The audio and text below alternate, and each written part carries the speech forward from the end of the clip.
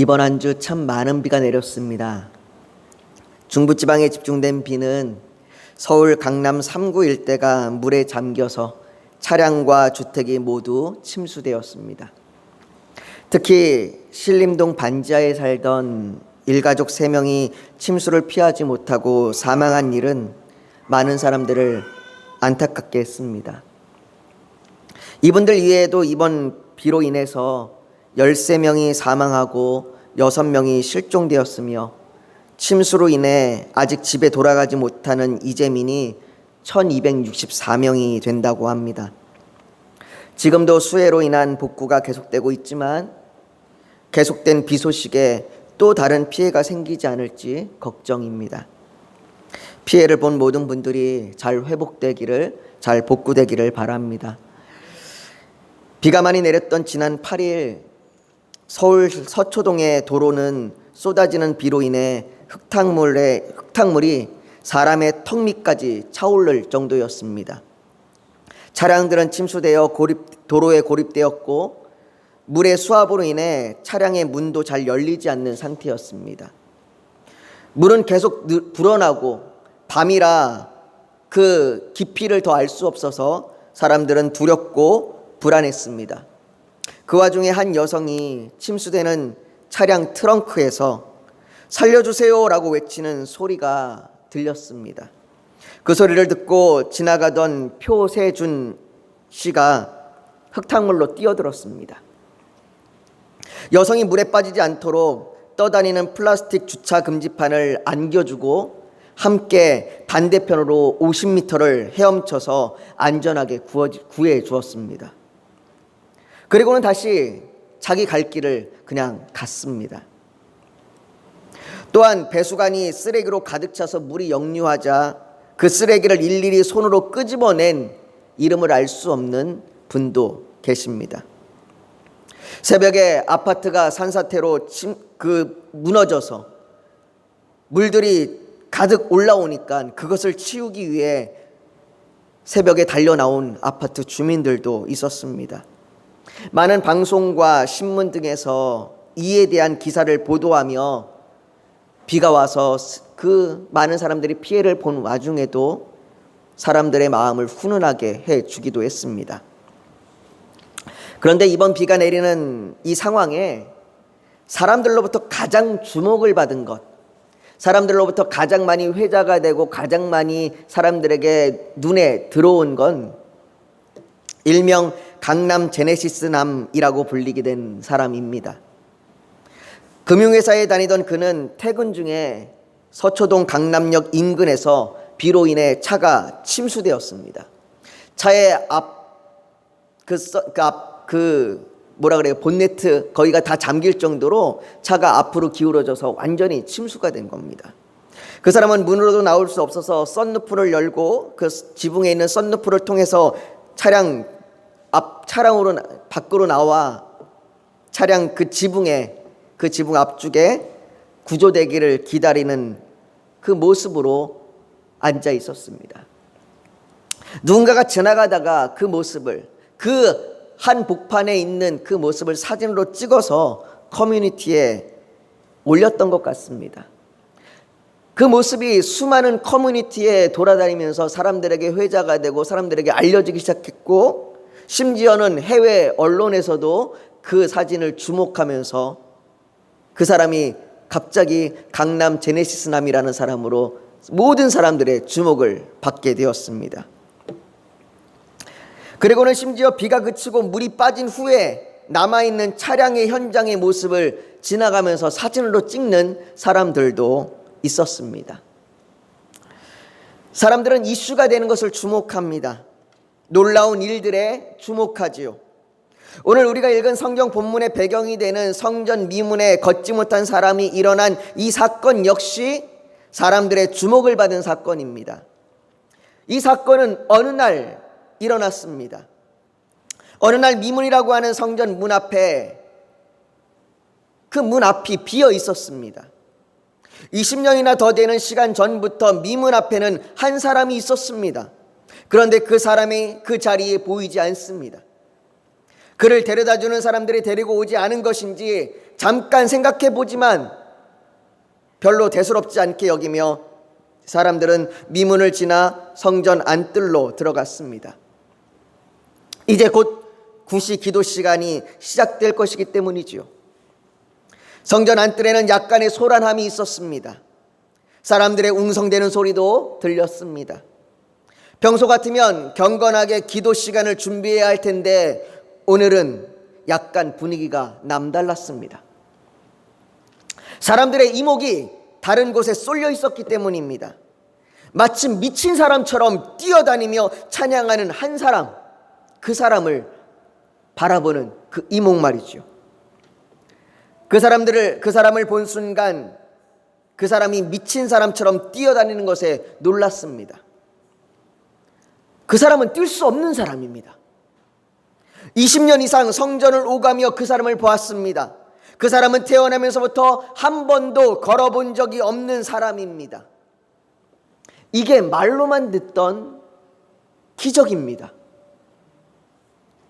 얼마 전까지 이런 기적이 예수라는 분을 통해 나타나는 것을 본 적은 있지만 그분이 십자가에서 돌아가신 이후에는 더 이상 이런 일이 없었습니다. 도대체 어떻게 이런 일이 일어난 것인가? 또 다른 선지자가 나타난 것인가? 또 다른 능력 있는 사람이 온 것인가? 어떻게 이런 일이 생긴 건가? 어떻게 저 사람이 걸을 수 있게 된 것인가? 어떻게 이런 기적이 나타났는가? 몇몇의 사람들이 기도 시간에 기도를 마치고 성전을 빠져나가는 때에 그 사람이 갑자기 누군가를 보고 뛰어갔습니다. 그 걷게 된 그 사람이 누군가를 보고 달려가는 겁니다. 그 모습을 본 다른 사람들도 그가 뛰어가는 쪽으로 향하였습니다. 오늘 본문 11절에 그 모습에 대하여 나은 사람이 베드로와 요한을 붙잡으니 모든 백성이 크게 놀라며 달려나아가 솔로몬의 행각이라 불리우는 행각에 모이거늘 이라고 말합니다. 사람들은 미문을 지나 성전 바깥쪽 동쪽에 있는 솔로몬의 행각이라고 하는 곳에 모였습니다.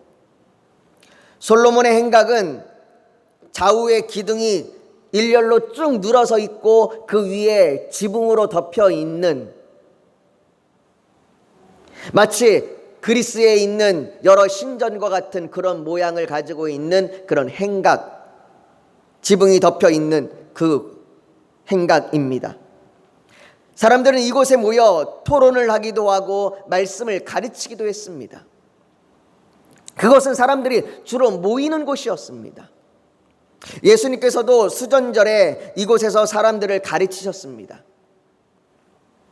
아마도 베드로와 요한이 그 나은 사람과 군중들에 휩쓸려서 솔로몬의 행각으로 오지 않았나 생각됩니다. 그곳에 모인 사람들은 누가 그를 낫게 하였는지, 그를 낫게 한 사람이 누구인지, 어떻게 그런 기적이 일어났는지 놀라면서 그가 새로운 선지자라며 그가 새로운 선지자라면 우리에게 무슨 말을 할 것인지 베드로와 요한을 주목해 보았습니다. 그렇게 자신을 향하여 주목해 보는 그 사람들에게 베드로가 말합니다. 12절을 한번 보십시오. 베드로가 이것을 보고 백성에게 말하되 이스라엘 사람들아, 이 일을 왜 놀랍게 여기느냐? 우리 개인의 권능과 경건으로 이 사람을 걷게 한 것처럼 왜 우리를 주목하느냐? 베드로가 뭐라고 말합니까? 먼저 이스라엘 사람들아, 이 일을 왜 놀랍게 여기느냐라고 말합니다. 여러분, 놀랄 일 아닙니까? 그는 태어나면서 한 번도 걸어본 적이 없는 사람입니다. 언제나 성전 미문에 앉아 구걸하던 사람입니다. 그에게 무슨 희망이 있었겠습니까? 그런데 그런 사람이 자리에서 일어나 걷고 뛰었습니다. 아마 여기에 앉아있는 사람 중에 못 걷는 사람이 있는데 그 사람이 갑자기 일어나 걷고 뛴다면 모두가 다 놀랄 겁니다. 매우 놀랄 일입니다. 기적입니다. 그런데 왜 베드로는 놀랄 일이 아니라고 말합니까? 진짜 놀라야 할 일에 놀라지도 않고 아무런 관심도 없으면서 이 일에는 놀랍다고 우르르 몰려드는 사람들의 모습을 질책하는 말인 것이죠. 여러분, 세상은 복음, 구원, 믿음 이런 것에 아무런 관심이 없습니다. 나가서 전도하는데 사람들이 전도제를 받으려고도 하지 않고 복음에 대해 들으려고도 하지 않는 것, 그게 당연합니다.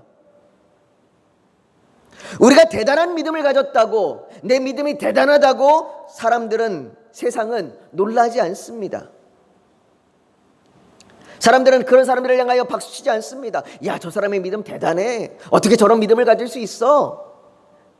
사람들은 그렇게 그 사람을 향하여 놀라지도 않고 박수치지도 않습니다. 칭찬하지 않습니다. 세상은 우리의 믿음에 대해서 아무런 관심이 없습니다. 그나마 사람들이 관심을 가진다면 교회를 통해서 얻었다는 혜택에 관심을 가지는 겁니다. 교회 갔더니 변했더라. 교회 갔더니 놀라운 일이 일어났대. 그 혜택에 관심을 가지는 겁니다. 어느 교회의 학생들이 서울대를 많이 갔다더라. 어느 교회에 유력한 정치인이 다닌다더라. 어느 교회에 가서 기도받았더니 암이 고쳐졌더라. 요즘에는 청년들이 하도 결혼을 못하니까 싱글들을 모아서 결혼을 주선해주는 교회도 등장했습니다. 그래서 매주일 싱글들을 모아서 예배를 드리고 예배 후에는 소개팅을 그렇게 주선하는 그 자리를 만들어주는 교회도 생겼더라고요. 여러분, 베드로는 지금 이런 일들에는 관심을 가지고 이런 일들에는 놀라면서 저 교회가 대통령이 다녔던 교회래. 저 교회가 어떤 정치인이 다녔던 교회래. 저 교회가 어떤 유명한 연예인이 다니는 교회래. 저 교회 갔더니 학생들이 다 공부를 잘하더래. 이런 일들에는 놀라면서 진짜 놀라야 할 것에는 놀라지 않는 것이 큰 문제라고 말하는 겁니다. 베드로는 16절에 말합니다. 예수로 말미암아 난 믿음이 너희 모든 사람 앞에서 이같이 완전히 낫게 하였느니라. 그 사람을 낫게 한 것이 뭡니까? 그 사람을 낫게 한 건 믿음입니다. 사랑하는 성도 여러분, 진짜 놀라야 할 일은 내가 예수로 말미암아 믿게 되었다는 겁니다.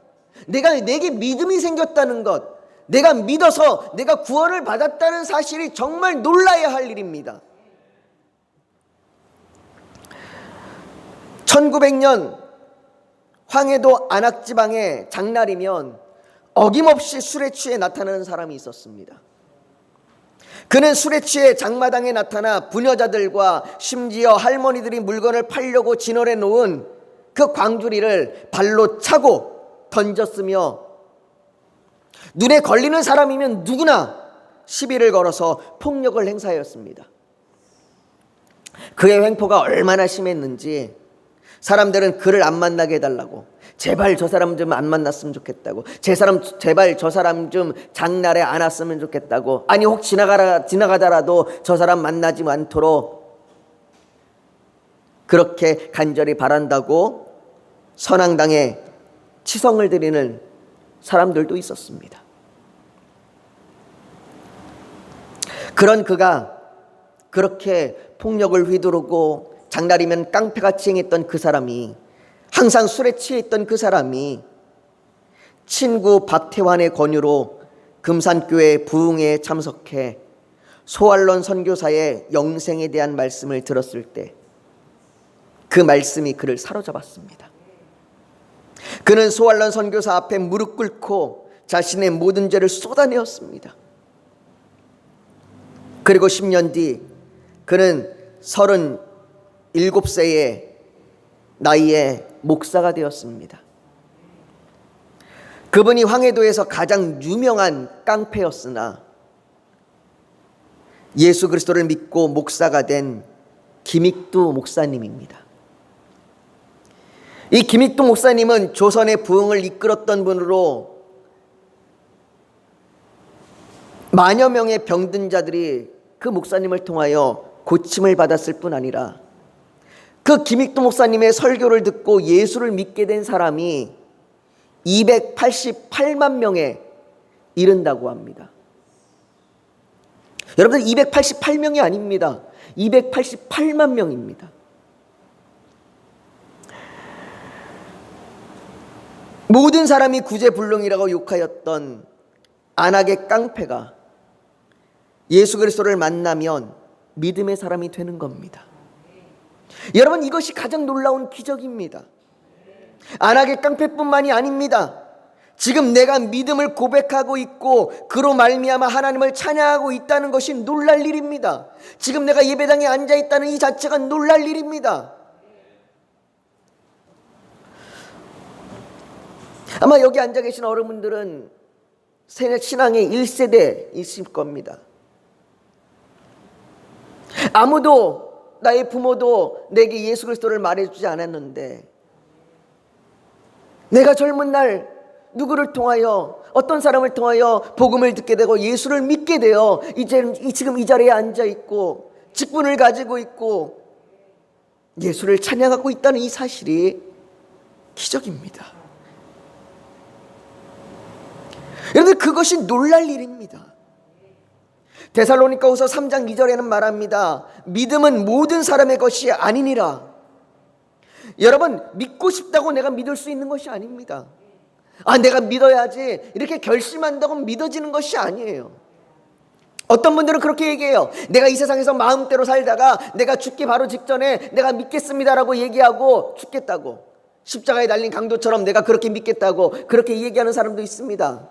아닙니다. 믿음은 아무에게나 주어지는 것이 아니에요. 내가 믿을 수 있다고 믿어지는 것이 아니란 말입니다. 또 고린도전서 1장 27절에는 이렇게 말합니다. 하나님께서 세상에 미련한 것들을 택하사 지혜 있는 자들을 부끄럽게 하려 하시고 세상에 약한 것들을 택하사 강한 것들을 부끄럽게 하려 하시며, 믿음은 세상에서 인정하는 기준으로 얻을 수 있는 것이 아닌 거예요. 세상에서 강하다고, 세상에서 대단하다고, 세상에서 능력이 많다고 믿을 수 있는 것이 아니라는 말입니다. 오히려 세상에 대단하다 말하는 것들을 부끄럽게 하십니다. 왜 그렇습니까? 믿음은 우리에게서 난 것이 아닌 은혜로 말미암아 주어지는 하나님의 선물인 것이기 때문이죠. 베드로는 이어서 말합니다. 우리 개인의 권능과 경건으로 이 사람을 걷게 한 것처럼 왜 우리를 주목하느냐. 너희가 놀라는 이유가 마치 이 일이 우리 개인의 능력으로 한 것인 것처럼, 우리가 대단한 것처럼 왜 우리를 주목하느냐. 여러분, 사람들은 놀라운 기적이 일어나면 당연히 그 기적을 일으킨 사람을 주목합니다. 기적뿐입니까? 세상에서 주목받는 사람은 하나같이 대단한 일을 이룬 그런 사람들입니다. 요즘 우리가 살 시대는 주목받는 것에 열광하는 시대입니다. 너도 나도 사람들이 주목받는 것에 애를 씁니다. 그리고 주목을 받으면 그게 또 돈이 되는 시대입니다. 그래서 사람들이 너도 나도 SNS와 커뮤니티와 여러 가지 방법으로 주목을 받기 위해 애를 씁니다.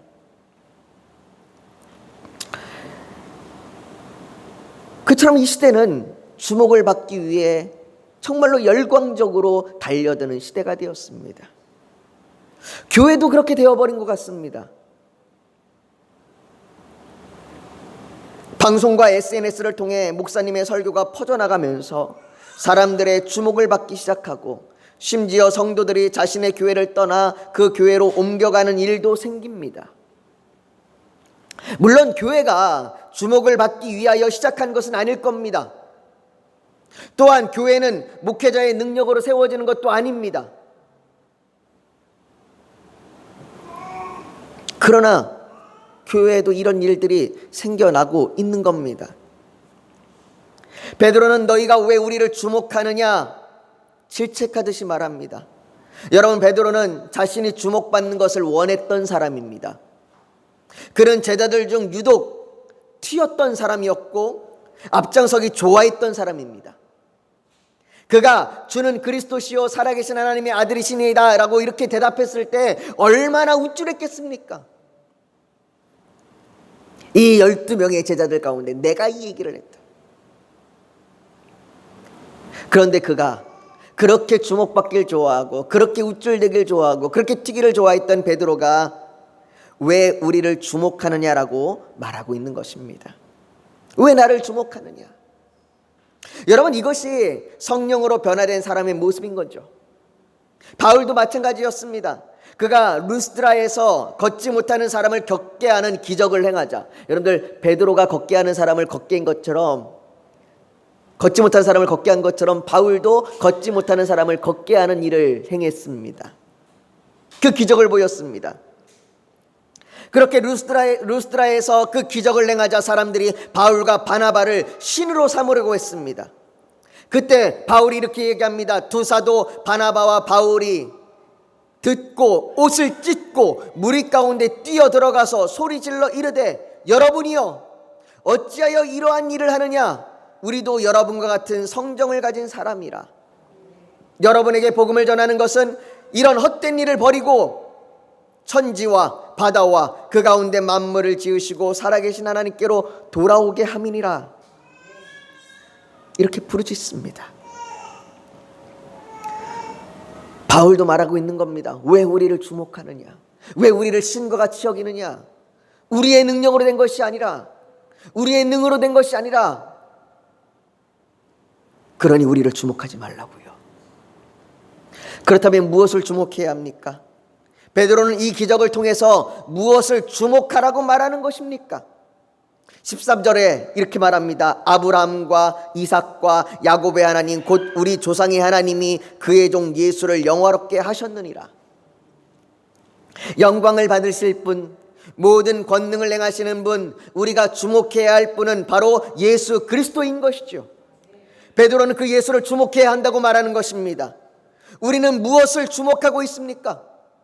세상의 이슈가 무엇인지, 오늘 나를 즐겁게 해줄 것이 무엇인지, 요즘 인기 있는 드라마가 무엇인지를 주목하고 있는 것이 아니라, 사랑하는 성도 여러분, 우리는 말씀이 되시는 예수 그리스도를 주목해야 합니다.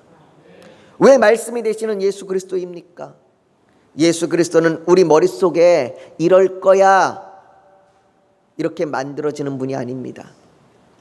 많은 분들이 예수 그리스도를 너무나도 성경과 동떨어지게 생각합니다.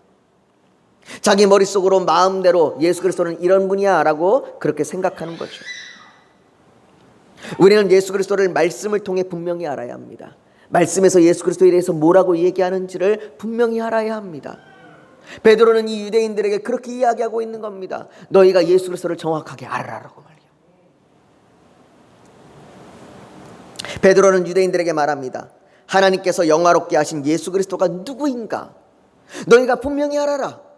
13절에서부터 15절에 그 예수가 어떤 분인지를 얘기합니다. 너희가 그를 넘겨주고 빌라도가 놓아주기로 결의한 것을 너희가 그 앞에서 거부하였으니 너희가 거룩하고 의로운 일을 거부하고 도리어 살인한 사람을 놓아주기를 구하여 생명의 주를 죽였도다. 그러나 하나님이 죽은 자 가운데서 그를 살리셨으니 우리가 이 일의 증인이라. 너희가 예수 그리스도를 죽였다.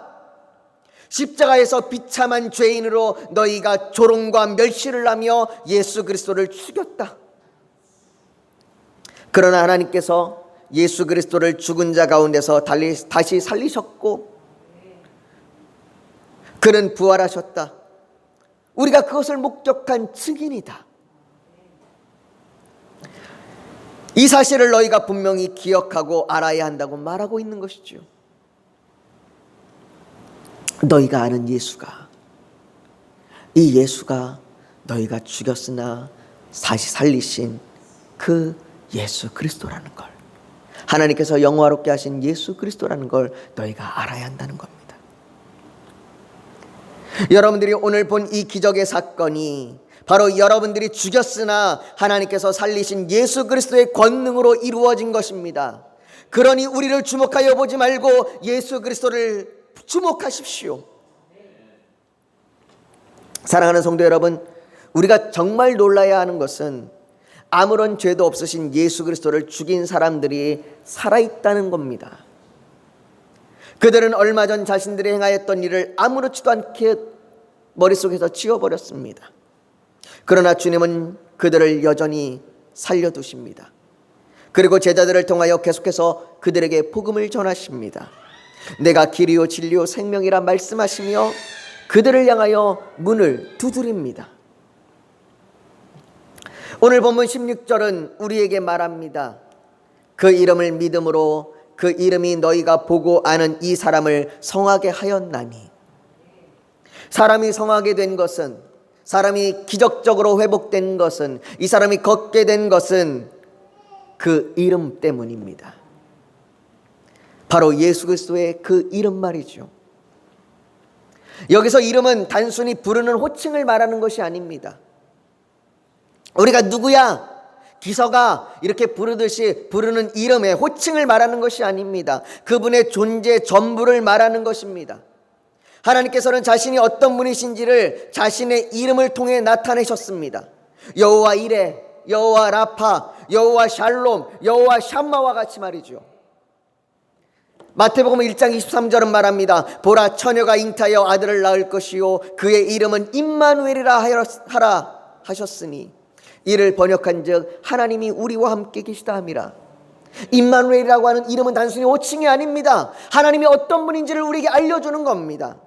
누가복음 1장 31절과 32절에도 말합니다. 보라, 내가 잉타하여 아들을 낳으리니 그 이름을 예수라 하라. 그가 큰 자가 되고 지극히 높으신 이의 아들이라 일컬어질 것이요. 우리는 그 이름을 주목해야 합니다. 예수 그리스도를 바라봐야 합니다. 우리는 지난 5일 동안 갈망이라는 주제로 말씀을 나누며 기도했습니다. 우리에게 지금의 문제가 해결되고 내 삶이 좀 더 편안해지고 무엇인가 놀라운 기적이 일어나는 것보다 더 중요한 것은 하나님의 얼굴을 구하는 겁니다. 예수 그리스도를 주목하는 것입니다.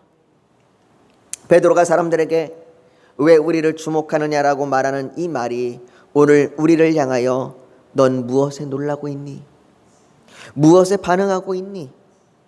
어떤 복을 얻을 것처럼 사람들이 몰려드는 곳으로 향하고 있니? 사람들이 몰려드는 곳이 아닌 예수 그리스도를 주목해라, 이렇게 말하고 있는 것이죠. 사랑하는 성도 여러분, 우리를 사랑하시고 우리에게 믿음을 주시는, 그래서 걷지 못하는 사람을 회복시키셨듯이 우리를 죄에서 구원하여 주신 그 예수를 주목하길 원합니다. 여기저기서 자신들을 보라고 말하는 세상에서, 여기저기서 자신들에게 주목하라고 말하는 세상에서 저와 여러분이 오직 예수님만을 주목하며 살아가기를 예수님의 이름으로 축복합니다. 우리 이 시간 오늘 말씀을 기억하며 지금 기도하길 원합니다. 사랑하는 성도 여러분, 우리가 오늘 주님을 향하여 주목하여 보길 원합니다. 주님을 향하여 갈망하여 보길 원합니다. 주님이 우리에게 믿음을 주셔서 우리가 예수 그리스도의 그 십자가의 죽으심으로 말미암아 구원받았다는 그 사실이, 그 은혜가 우리가 놀라고 놀라야 할 일입니다. 그리고 그렇게 놀랍도록 우리를 구원하신 그 예수를 믿음으로 주목해 봐야 합니다. 사랑하는 성도 여러분, 그 주님을 갈망하길 원합니다. 그 주님을 주목하여 보길 원합니다. 내가 오늘 그 주님만 바라보겠습니다. 주님, 내가 주님을 바라볼 수 있도록 내게 믿음을 더욱더 부어 주시옵소서. 내 마음을 인도하여 주시옵소서. 내게 목마름을 더욱더 주시옵소서. 우리 그렇게 주님 앞에 이 시간 기도하며 나아가기를 소망합니다. 여러분 잠시 고개 숙여 더 묵상하기를 원합니다. 오늘 하나님 앞에 주님, 내가 주님만을 갈망하겠습니다. 내가 예수 그리스도를 주목하여 보겠습니다. 세상은 자신들을 주목하여 보라고, 세상은 놀라운 일이 더 많다고 우리에게 그렇게 말하지만 정말 우리가 주목해야 할 것은, 정말 우리가 목말라야 갈망해야 할 것은 오직 예수 그리스도입니다. 내가 예수 그리스도를 주목하여 보겠습니다. 내가 하나님을 향하여 목마름으로 갈망함으로 나아가겠습니다. 이 시간 그렇게 하나님 앞에 결단하는 그 언신이 있다면 가슴에 손을 얹어 하나님 앞에 표현하길 원합니다. 또 오늘 예배를 드리러 나오면서 기도의 제목 소원이 있어서 주님께 맡기기를 원하신다면 손을 포개에 얹기를 원합니다. 육신이 연약하면 연약한 곳에 믿음으로 손을 얹기를 원합니다. 오늘 하나님께서 성령으로 우리 사이를 운행하시며 우리를 만지시고 치료하여 주실 줄 믿습니다. 아멘. 거룩하신 아버지 하나님, 세상은 자신들을 향하여 주목하여 보라고 말합니다. 세상은 주목하여 볼 것이 더 많다고 말합니다. 놀라운 일들이 더 많다고 말합니다. 또한 우리 마음도 그렇게 세상을 주목하여 보길 원하기도 합니다. 아버지 하나님, 그러나 우리가 세상의 놀라운 일들을 주목하여 보는 것이 아니라, 아니 세상이 말하는 그 놀랍다라고 말하는 그것들을 주목하여 보는 것이 아니라 정말로 놀랄 일을 놀라며 주목해야 될 주님을 주목하게 하여 주시옵소서. 하나님, 내가 예수 그리스도를 믿게 된 그 사실이 놀라운 일이요, 내가 예수 그리스도 안에 구원받은 그 사실이 놀랄 일입니다. 나를 구원하신 그 주님을 내가 갈망하며 주목합니다. 하나님, 내가 항상 주님 앞에 그 목말라하며 하나님의 얼굴을 구하며 나아가겠습니다. 그렇게 결단하며 이 시간 가슴에 손을 얹었습니다. 아버지 하나님, 그 결단을 붙들어 주셔서 날마다 우리가 주님을 바라보며 나아갈 수 있도록 인도하여 주시옵소서. 아버지 하나님, 주님 앞에 모든 우리의 기도 제목을 맡겨드리며 하나님 응답하여 달라고 구하며 가슴에 손을 얹어 표현하였습니다. 아버지 하나님, 우리 기도 가운데 응답하여 주시고 하나님의 선한 일을 나타내 보여 주시옵소서. 아버지 하나님, 우리 육신을 치료하여 주시옵소서. 우리 육신을 고쳐 주시옵소서. 그 예수 그리스도의 그 권능과 능력으로 우리를 고쳐 주시옵소서. 우리가 믿음으로 나아가겠습니다. 우리를 하나님 치료하여 주시고 만져 주시옵소서. 하나님, 이 시간 이렇게 드려지는 모든 기도 가운데 하나님 함께하여 주시옵시고 우리를 계속해서 인도하여 주시옵소서. 예수님의 이름으로 기도하옵나이다. 아멘.